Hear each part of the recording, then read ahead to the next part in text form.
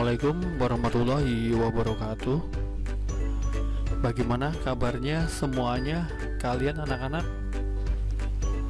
Semoga kalian semuanya selalu sehat walafiat dan selalu diberikan semangat dalam masa pembelajaran secara daring.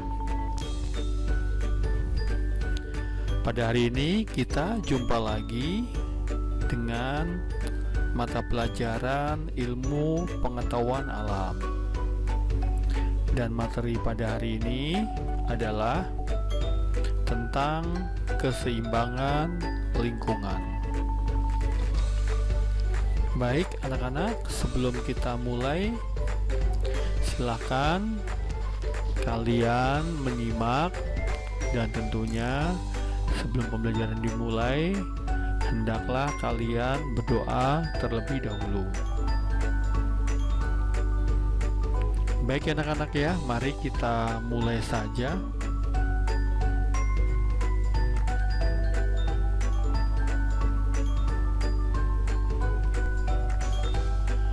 Konsep keseimbangan lingkungan. Lingkungan merupakan segala yang mengelilingi suatu organisme dan mempengaruhi cara hidup organisme tersebut.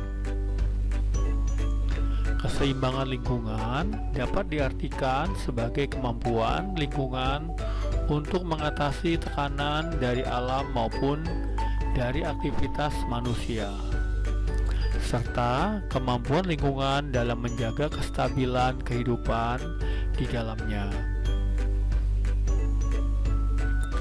Keseimbangan lingkungan dapat tercapai ketika interaksi antara organisme dan faktor lingkungan dan interaksi antar komponen dalam suatu lingkungan dapat berjalan dengan proporsional.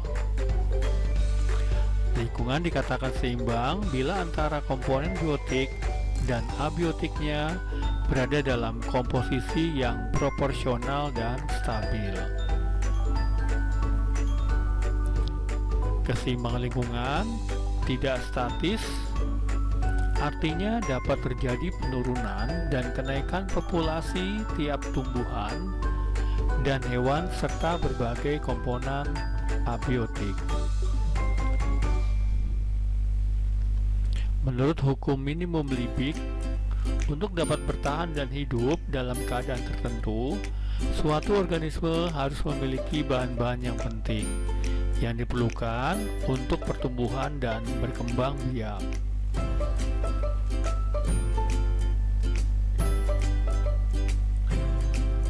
Daya dukung lingkungan, yaitu kemampuan lingkungan dalam mendukung kehidupan berbagai makhluk hidup di dalamnya. Dan daya lenting lingkungan adalah kemampuan lingkungan untuk pulih kembali pada keadaan seimbang jika mengalami perubahan atau gangguan.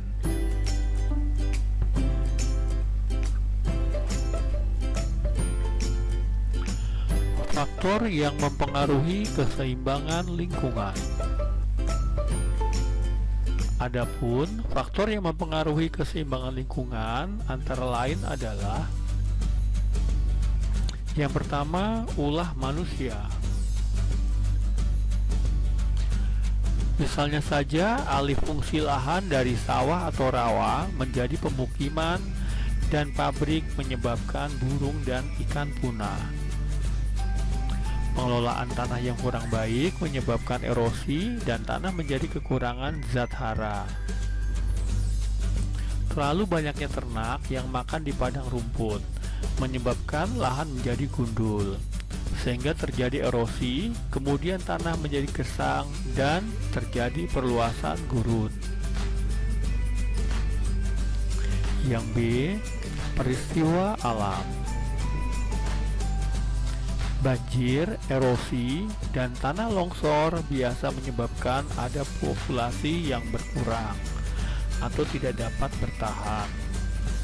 Hilangnya salah satu komponen ekosistem dapat menyebabkan terganggunya keseimbangan lingkungan.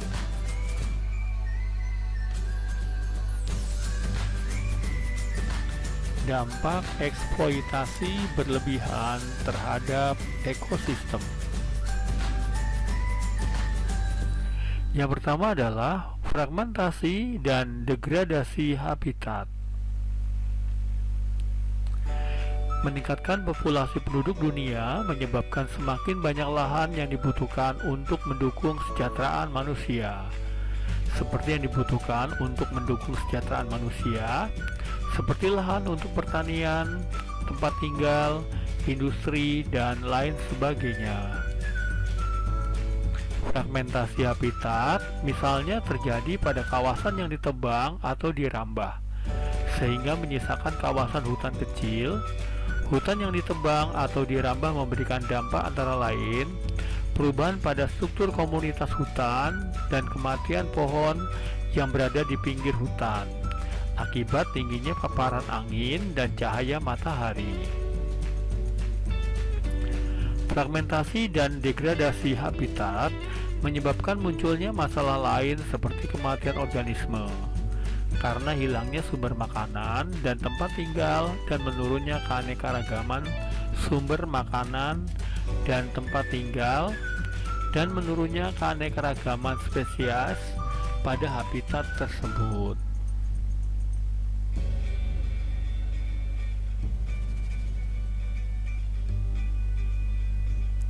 Yang kedua, tergantungnya aliran energi di dalam ekosistem. Ekosistem alami yang dirusak dan diubah menjadi ekosistem buatan dapat menyebabkan terjadinya perubahan aliran energi dalam ekosistem tersebut. Contohnya, ketika proses penebangan atau pembakaran hutan selesai, maka kawasan hutan kemudian ditanami dengan satu jenis tumbuhan atau sistem monokultur. Hal tersebut menyebabkan aliran energi yang semula bersifat kompleks, yaitu antara berbagai jenis produsen atau pohon-pohon besar dan kecil, konsumen atau berbagai macam hewan, detritivora atau jamur, bakteri dan sebagainya, menjadi aliran energi yang lebih sederhana, yaitu satu jenis produsen, contohnya padi, beberapa konsumen, dan detrivor. Yang ketiga, resistensi beberapa spesies merugikan. Penggunaan pestisida dan abiotik secara berlebihan untuk membunuh populasi organisme yang merugikan seperti hama atau patogen dapat menyebabkan munculnya populasi organisme yang kebal terhadap pestisida dan antibiotik tersebut. Hama yang tidak atau kurang sensitif atau kebal terhadap pestisida jenis tertentu dapat bertahan dari penggunaan pestisida tersebut.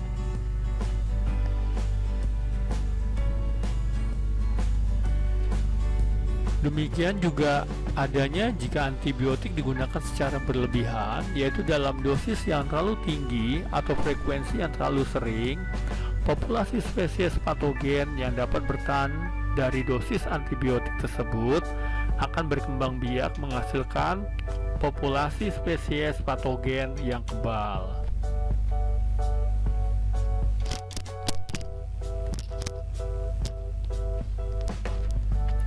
Yang keempat, hilangnya spesies penting di dalam ekosistem.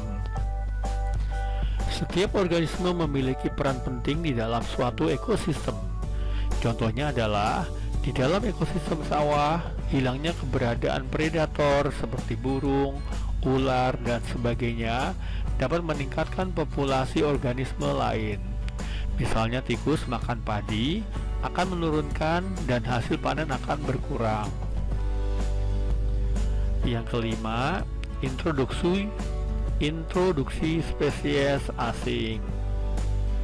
Introduksi atau masuknya spesies dari suatu ekosistem ke dalam ekosistem lainnya biasanya bertujuan untuk meningkatkan tingkat kesejahteraan manusia.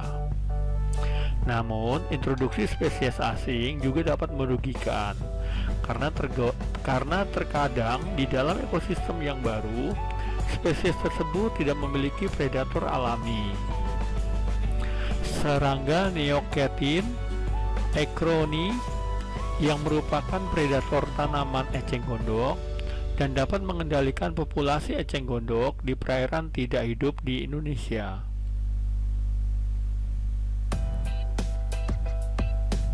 6. Berkurangnya sumber daya alami terbarui. Kayu, tanduk, gading, dan sebagainya merupakan sumber daya alam yang dapat diperbarui. Walaupun memiliki sifat dapat diperbarui, penggunaan dan eksploitasi secara berlebihan dapat menurunkan jumlah dan kualitas, baik semakin berkurang. Hal tersebut menyebabkan kualitas kayu dan tingkat regenerasi semakin menurun. Yang ketujuh, tergantungnya daur materi di dalam ekosistem. Seiring dengan meningkatnya jumlah penduduk, tingkat aktivitas manusia juga akan ikut meningkat. Meningkatnya aktivitas manusia di dunia berpengaruh terhadap daur geokimia. Sebagai contoh, daur karbon yang terganggu akibat semakin banyaknya penggunaan bahan bakar.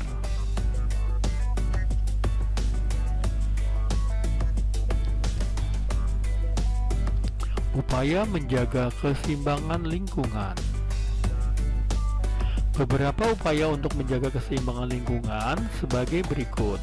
Di antaranya adalah mengurangi penggunaan kertas dan mendaur ulangnya, mengurangi penggunaan bahan-bahan kimia dalam rumah tangga, menghemat dalam penggunaan air dan membangun daerah resapan air di halaman rumah, mengurangi produksi sampah, memisahkan sampah dan mendaur ulangnya, menghemat penggunaan bahan bakar, menghentikan jual beli berbagai spesies hewan langka, tidak membakar hutan untuk membuka lahan, menerapkan sistem bercocok tanam yang memperhatikan lingkungan. Dan yang terakhir adalah pengawasan pemerintah terhadap produk impor. Dan hal yang terpenting perlu dilakukan dalam menjaga keseimbangan lingkungan adalah upaya pelestarian hutan dengan cara reboisasi, tidak melakukan penebangan hutan secara acak, dan menghentikan penebangan hutan secara liar. Penegakan hukum yang tegas dan adil juga perlu dilakukan terhadap perambah dan penebang hutan liar.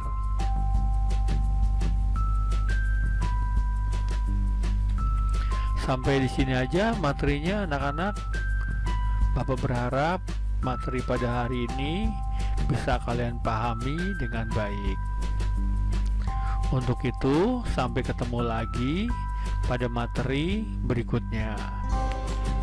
Bapak ucapkan terima kasih. Wassalamualaikum warahmatullahi wabarakatuh.